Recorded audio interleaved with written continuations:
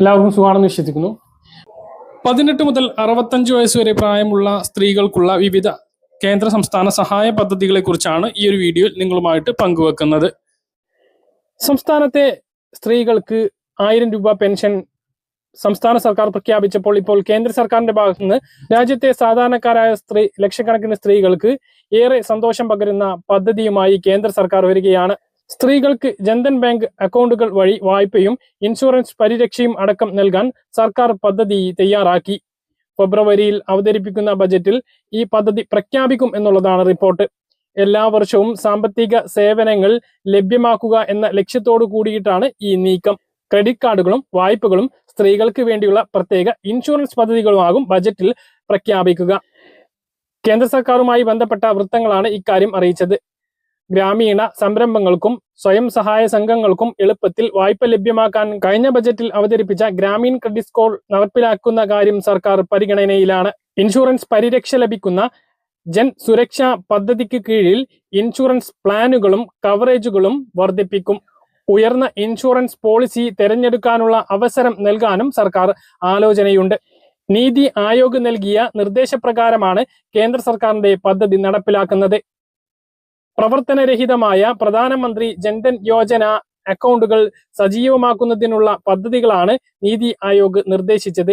ഇതിന്റെ ഭാഗമായാണ് PMJDY അക്കൗണ്ടുകളിലൂടെ ഉടമകൾക്ക് ക്രെഡിറ്റ് കാർഡുകളും ഇൻഷുറൻസ് പരിരക്ഷയും നൽകാനുള്ള നീക്കം. രാജ്യത്തിന്റെ ഡിജിറ്റൽ സാമ്പത്തികാവസ്ഥയെ ശക്തിപ്പെടുത്താൻ PMJDY അക്കൗണ്ടുകളിലൂടെ എല്ലാവർക്കും ക്രെഡിറ്റ് കാർഡുകളും വായ്പയും ലഭ്യമാക്കി സാമ്പത്തിക സാക്ഷരത വളർത്തേണ്ടത് അത്യാവശ്യമാണ് എന്ന് നീതി ആയോഗിന്റെ നിലപാടിൽ വ്യക്തമാക്കുന്നു. 2047 ഇന്ത്യയെ വികസിത രാജ്യമാക്കാനുള്ള ലക്ഷ്യത്തിന്റെ ഭാഗമാണ് എല്ലാവർക്കും സാമ്പത്തിക സേവനം ഉറപ്പുവരുത്തുന്നത് എന്ന് PMJDY സ്കീമുകളുടെ പ്രവർത്തനം വിലയിരുത്തുന്നത് എന്നും ഔദ്യോഗിക വൃത്തങ്ങൾ വ്യക്തമാക്കി. സമൃദ്ധി കേരളം സംരംഭകത്വ വികസന വായ്പാ പദ്ധതി പ്രകാരം പട്ടികജാതി സംരംഭകർക്ക് സബ്സിഡിയോടുകൂടി 10 ലക്ഷം രൂപയുടെ ടോപ്പ് അപ്പ് ലോൺ ലഭിക്കുന്നതാണ്.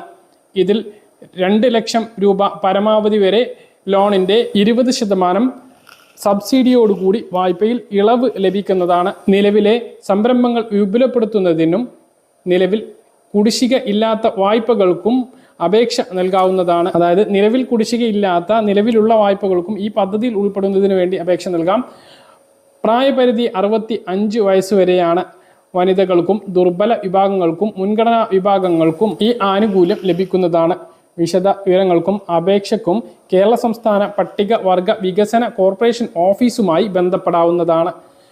പദ്ധതിയുമായി ബന്ധപ്പെട്ട് ഇതിൻ്റെ വിശദ വിവരങ്ങളും നിങ്ങളുടെ സ്ഥലത്തെ ഓഫീസുമായി ബന്ധപ്പെടേണ്ട നമ്പറും ആദ്യ കമൻറ്റിൽ പിൻ ചെയ്ത് വെക്കുന്നുണ്ട്. സ്ത്രീ സുരക്ഷാ പെൻഷൻ പദ്ധതിയിലേക്ക് ഇതുവരെ അപേക്ഷ സമർപ്പിച്ചിട്ടുള്ളത് 8,52,223 സ്ത്രീകളാണ്. എന്നാൽ 33 ലക്ഷത്തിലധികം സ്ത്രീകൾക്ക് പദ്ധതിയിലൂടെ ഗുണം ലഭിക്കുന്നതാണ്. നിലവിൽ സംസ്ഥാനത്ത് മുൻഗണനാ വിഭാഗമായിട്ടുള്ള പിങ്ക് റേഷൻ കാർഡിലും മഞ്ഞ റേഷൻ കാർഡിലും ഉൾപ്പെട്ടിട്ടുള്ള 35 വയസ്സിനും 60 വയസ്സിനും ഇടയിൽ പ്രായമുള്ളവരുടെ എണ്ണം കണക്കാക്കിയാണ് 33 ലക്ഷത്തിലധികം സ്ത്രീകൾക്ക് ഇതിന്റെ ആനുകൂല്യം ലഭിക്കും എന്ന് പറയുന്നത്.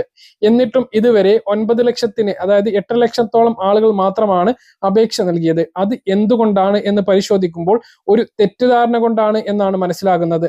ആ തെറ്റിദ്ധാരണ ആദ്യം തീർക്കുക എന്നുള്ളതാണ് ഏറ്റവും പ്രധാനമായിട്ട് ഓർമ്മിപ്പിക്കാനുള്ളത്. ആ കാര്യം എന്താണെന്ന് വെച്ചാല്, വീട്ടിലെ മറ്റാർക്കെങ്കിലും ക്ഷേമ പെൻഷൻ, അതായത് അച്ഛനോ അമ്മക്കോ അല്ലെങ്കിൽ ഭർത്താവിന്റെ അച്ഛനോ അമ്മക്കോ അല്ലെങ്കിൽ മറ്റ് അംഗവൈകല്യം ഉള്ള ആളുകൾക്കോ വിധവകൾക്കോ മറ്റ് സാമൂഹ്യ സുരക്ഷാ പെൻഷനുകൾ ലഭിക്കുന്നുണ്ട് എങ്കിൽ അതേ വീട്ടിലുള്ള മറ്റ് പെൻഷൻ പദ്ധതികളോ സർക്കാർ സഹായങ്ങളോ ഒന്നും ലഭിക്കാത്ത 35നും 60 വയസ്സിനും ഇടയിലുള്ള സ്ത്രീകൾക്ക് ഈ സഹായം ലഭിക്കില്ല എന്നുള്ള ഒരു തെറ്റിദ്ധാരണ പലപ്പോഴും പല ആളുകൾക്കും ഉണ്ട്. അതുകൊണ്ട് തന്നെ തങ്ങൾക്ക് ഇതിന് അവകാശം ഇല്ല അല്ലെങ്കിൽ ലഭിക്കില്ല എന്നുള്ളത് കൊണ്ടാണ് പല ആളുകളും അപേക്ഷ നൽകാത്തത്.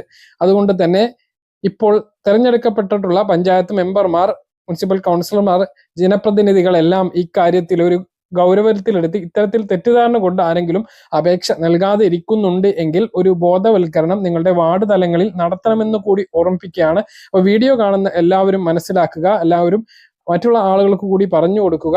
അതായത് വീട്ടിൽ ആർക്കെങ്കിലും പെൻഷൻ ലഭിക്കുന്നുണ്ട് എങ്കിൽ ആ വീട്ടിലെ ഒരു സഹായവും 35 വയസ്സിനും 60 വയസ്സിനും ഇടയിലുള്ള സ്ത്രീകൾക്ക് ഈ സഹായം ലഭിക്കില്ല എന്ന് ആരും കരുതരുത്. സ്വന്തമായിട്ട് മറ്റ് സർക്കാർ ആനുകൂല്യങ്ങൾ ലഭിക്കുന്നുണ്ട് എങ്കിൽ മാത്രമാണ് പദ്ധതിയിലേക്ക് അനർഹത ഉള്ളത്. അല്ലെങ്കിൽ സ്വന്തമായിട്ട് സർക്കാരിൽ നിന്ന് മറ്റു ഒരു ആനുകൂല്യവും ലഭിക്കുന്നില്ല എങ്കിൽ സ്ത്രീ സുരക്ഷാ പെൻഷൻ പദ്ധതിയിലേക്ക് അപേക്ഷ നൽകാവുന്നതാണ്. പറഞ്ഞ കാര്യങ്ങൾ കൃത്യമായിട്ട് മനസ്സിലാണെന്ന് കരുതുന്നു. ഇതുപോലെ ഇൻഫർമേഷൻ ലഭിക്കാൻ ചാനൽ സബ്സ്ക്രൈബ് ചെയ്യുക, ബെൽ ഐക്കൺ എനേബിൾ ചെയ്ത് വെക്കുക. മറ്റൊരു വീഡിയോ നമുക്ക് വീണ്ടും കാണാം. അതുവരേക്കും ബൈ.